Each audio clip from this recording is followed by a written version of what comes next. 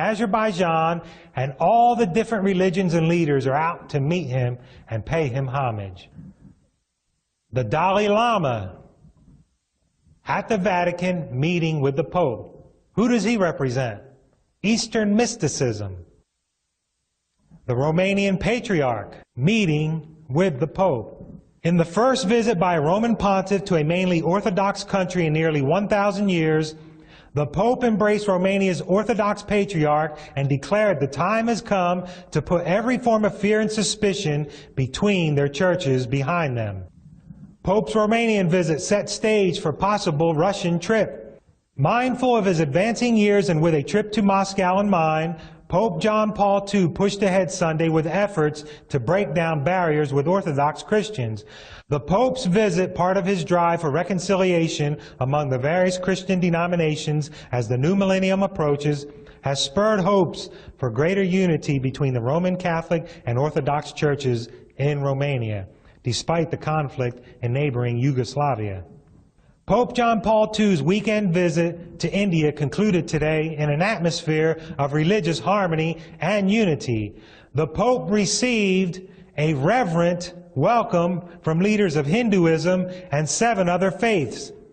In turn, Indian leaders of the Hindu, Buddhist, Sikh, Muslim, Jain, Parsi, Jewish, and Baha'i faiths extended prayers of welcome to the Pope. India, with a population of 1 billion or more, is more than 80% Hindu. The LA Times. Pope calls talks with Iran leader promising. Khatami, a Shiite Muslim, told the Roman Catholic pontiff that he hopes the 2 monotheistic faiths could join to inspire a more equitable world order. As he entered the Vatican, the 78-year-old Pope looked relaxed and pleased as he accepted his visitor's gift. Khatami is now president of the 55-nation organization of the Islamic Conference. This is Yasser Arafat. He was the leader of Palestine at the time. Notice that he's all smiles as he meets Pope John Paul II. And here's Khatami, the former president of Iran. This is Tariq Aziz. This man was one of Saddam Hussein's top men in his cabinet, that the Pope is on a higher plane than themselves. Who is this? This is Prince Charles and Princess Diana. And who do they represent? The Church of England, who had a big split with Rome many years ago. It's Tony Blair meeting with the Pope. And in case you don't know, brothers and sisters, when Tony Blair left office, but he flew to the Vatican the next day after leaving office to become a priest and a Roman Catholic. Is this man a Christian? No, this man is a communist and former president of the USSR. That this man he is about to shake hands with helped to bring a collapse to, along with Ronald Reagan and the CIA, which was predicted in the Word. Sweden's Crown Princess Victoria meeting with the Pope. The Czech president meeting with the Pope. Nelson Mandela meeting with the Pope. Is this man a Christian? It's Vladimir Putin. Friend, this man is hardcore KGB, but he's at the Vatican meeting with the Pope. The Israeli Prime Minister meeting with the Pope. Even dictators are meeting with the Pope. The Philippines President, Gloria Arroyo, meeting with the Pope. Vicente Fox, former President of Mexico, meeting with the Pope. Friends, he's even speaking before the United Nations.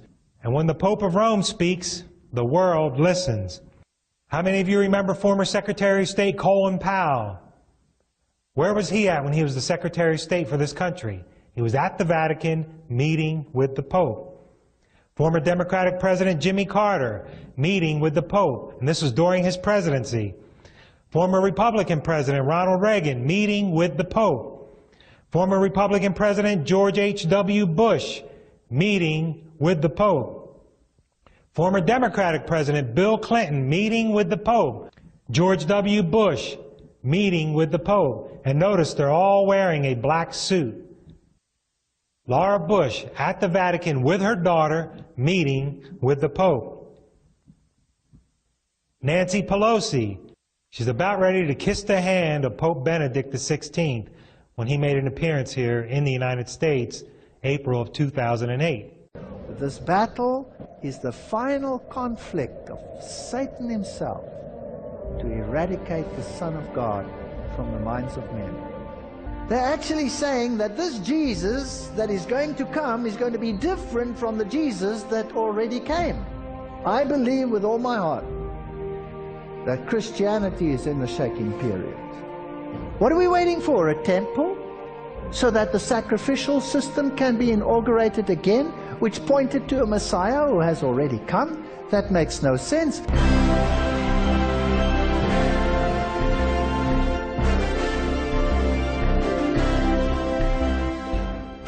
Rome's reaction to the Constitution of the United States, of course, was not favorable because the whole papal system was built on the union of church and state.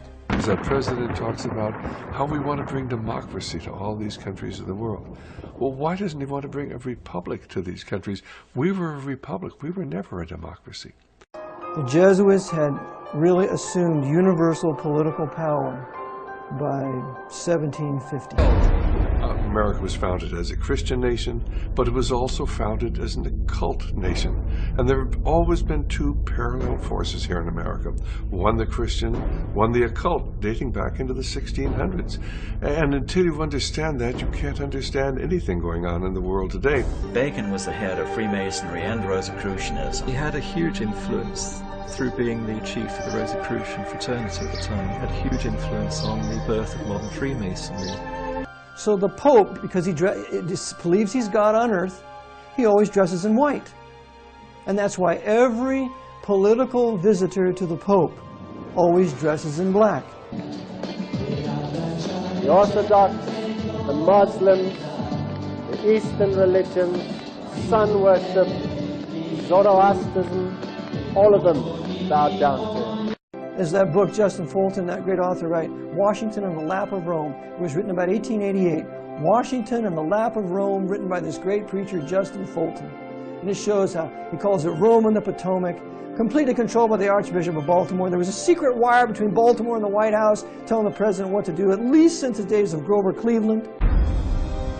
Historian Thomas Hobbes says, if a man consider the origin of the great ecclesiastical dominion, he will easily perceive that the papacy is none other than the ghost of the deceased Roman Empire sitting crowned upon the grave thereof.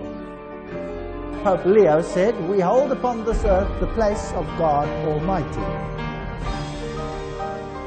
Some have come to the conclusion that Rome has changed, that she has repented of her bloody megalomaniac past. But these evidences revealed in the very current acts and views of this system should send a clear signal to the world that Rome never changes.